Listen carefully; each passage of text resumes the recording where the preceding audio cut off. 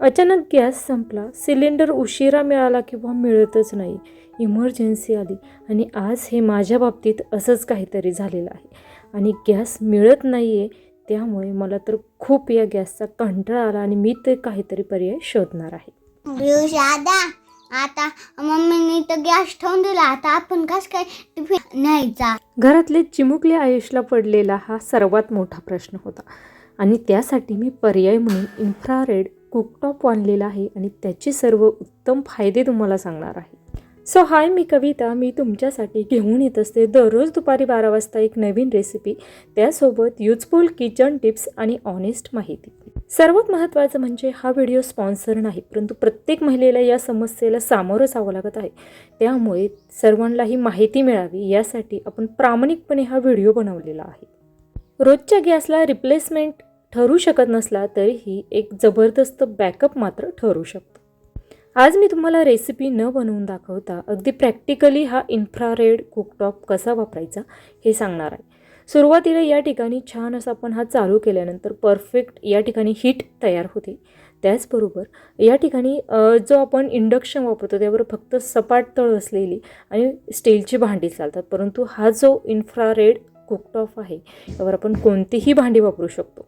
या ठिकाणी मी तुम्हाला चपाती करून दाखवणार आहे. अगदी सपाट तळाची भांडी नसली तरी थोडासा वेळ हा लागू शकतो, परंतु या ठिकाणी भांडी मात्र सगळी वापरता येतात. आता या ठिकाणी तुम्हाला मी चपाती करून दाखवणार आहे. या अगोदर इंडक्शन देखील मी बरेच दिवस वापरलं, परंतु इंडक्शनवर जी भांडी असतात ती सपाट तळ असलेलीच लागतात, त्यामुळे मला इंडक्शनपेक्षा तर हा बेस्ट पर्याय वाटतो. त्याचबरोबर या ठिकाणी गॅसची टाकी या ठिकाणी खूप महाग मिळत आहे, त्याचबरोबर काही ठिकाणी तर मिळत देखील नाही. त्यामुळे तुम्ही जर या ठिकाणी त्यासाठीचा एक बेस्ट पर्याय म्हणून हा घरामध्ये ठेवला तर तुम्ही हा वापरू शकता. आणि तुम्ही पाहू शकता गॅसवर ज्या पद्धतीने आपण चपाती भाजतो त्या पद्धतीची चपातीसाठीची हीट तव्याला छान अशी मिळत आहे आणि खूप जास्त कडक वगैरे झाले नाही. परफेक्ट या ठिकाणी चपाती माझी भाजून झाली. याच पद्धतीने आणखीन आपल्याला कोणकोणते यावर करता येईल, काय उपयोग करता येईल हे देखील मी या व्हिडिओमध्ये डिटेलमध्ये सविस्तर सांगणार आहे. त्याचबरोबर तुमच्या घरी गॅसचा बॅकअप म्हणून तुम्ही इंडक्शन वापरतात की अशा पद्धतीचं कुकटॉप वापरता हे मला कमेंट करून नक्कीच सांगा. हे पहा, अगदी पितळाच्या कढईमध्ये देखील मी यावर भाजी छान अशी बनवलेली आहे. हटवली छान पालकाची भाजीची रेसिपी मी यावर केलेली आहे आणि तुम्ही पाहू शकता परफेक्ट तयार झालेली आहे. त्याचबरोबर हा इंडक्शनवर तुम्ही जेव्हा भाजी वगैरे बनवता त्यावेळेस ते बंद केल्यानंतर मेन स्विच बंद करायचं नाही. अगदी 10 ते 15 मिनटामध्ये त्याचा फॅन जो असतो तो गरम होईपर्यंत ते चालूच ठेवायचं आहे. आणि तुम्ही पाहू शकता या ठिकाणी बटन मी चालूच ठेवलेलं होतं. छान असं पूर्ण फॅन थंड झाल्यानंतर मी वरून ते बंद केलेलं आहे. अशा पद्धतीने त्याचबरोबर क्लीन करायला अगदी छान असं सोपा जातो. त्याचबरोबर यावर वेगवेगळे फंक्शन देखील दिलेले आहे. तुम्हाला फ्राय करण्यासाठी, सूप करण्यासाठी असे वेगवेगळे फंक्शन दिलेले आहे. बटन यावर कमी जास्त करण्यासाठी दिले, त्यामुळे वापरण्यासाठी तर हा सोयीस्करच वाटतो. त्याचबरोबर सिलेंडर इतका धोकादायक नाही. सिलेंडर खूप धोकादायक आहे. त्याचबरोबर या ठिकाणी याला कोणत्याही प्रकारचा शॉक वगैरे बसत नाही. फक्त तुम्हाला हा कुकटॉप तुम्हाला बंद केल्यानंतर त्याची जी वरील काच आहे ती गरम असते, त्यामुळे अर्धा तासापर्यंत तुम्हाला तो क्लीन वगैरे करायचा नाही.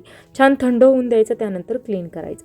त्याचबरोबर तुम्ही पाहू शकता या ठिकाणी चालू केल्यानंतर त्याची जी वरील लेअर आहे ती छान अशी लाल होते. तुम्हाला किती हीट हवी आहे त्यानुसार तुम्ही करू शकता. त्याचबरोबर यामधील सगळ्यात महत्त्वाचं बेस्ट फंक्शन मला वाटतं ते म्हणजे टाईम यावर आपण लावू शकतो.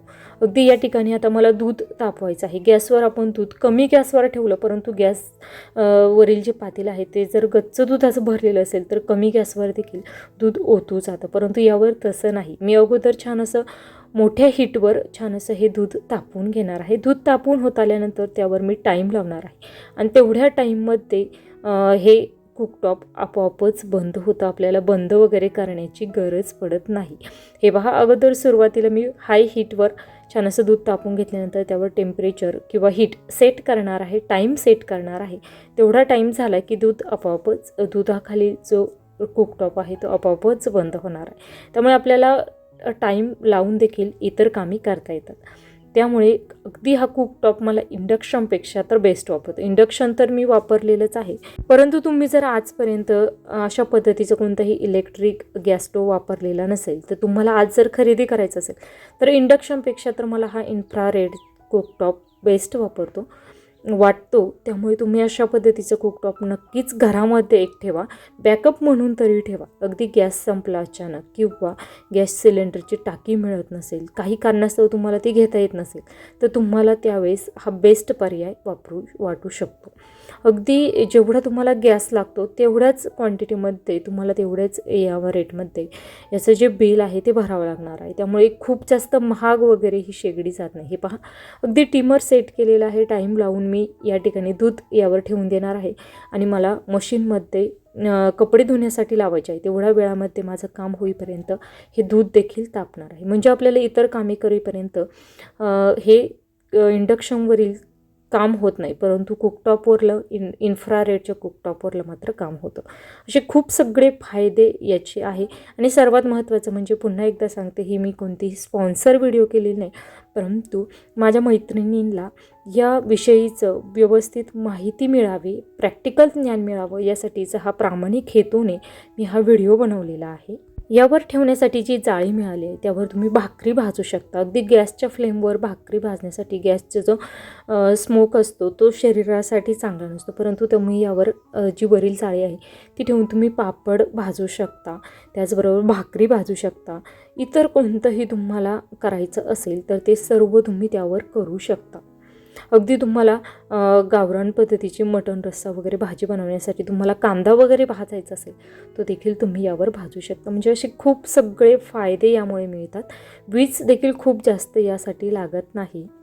आणि सगळ्यात महत्त्वाचं म्हणजे सेफ्टीचा विचार कराल तर शॉक वगैरे बसत नाही. हा सगळ्यात महत्त्वाचा मुद्दा आहे.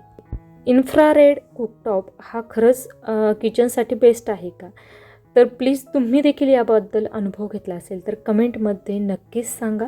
तुमचा देखील रिव्ह्यू सांगा, जेणेकरून इतर आपल्या मैत्रिणींना देखील आज गॅस मिळत नाही आणि खरेदी करायची वेळ असेल तर त्यावेळेस नक्कीच त्या यावर विचार करतील. रेसिपींसोबत किचनशी रिलेटेड अशाच उपयुक्त टिप्स, त्याचबरोबर प्रॅक्टिकल तुम्हाला जर काही माहिती हवी असेल तर त्यासाठी चॅनलला सबस्क्राईब करून ठेवा, कारण वर्षभर आपण एकही दिवस सुट्टी न घेता दररोज दुपारी 12 वाजता अशाच पद्धतीची ऑनेस्ट माहिती असलेले व्हिडिओ, त्याचबरोबर रेसिपी देखील पाहत असतो. कारण चॅनलला एकही दिवस सुट्टी घेतली नसते, वर्षभर 365 रेसिपीज आपल्या चॅनलवर येत असतात. त्यामुळे चॅनलला सबस्क्राईब करून ठेवा.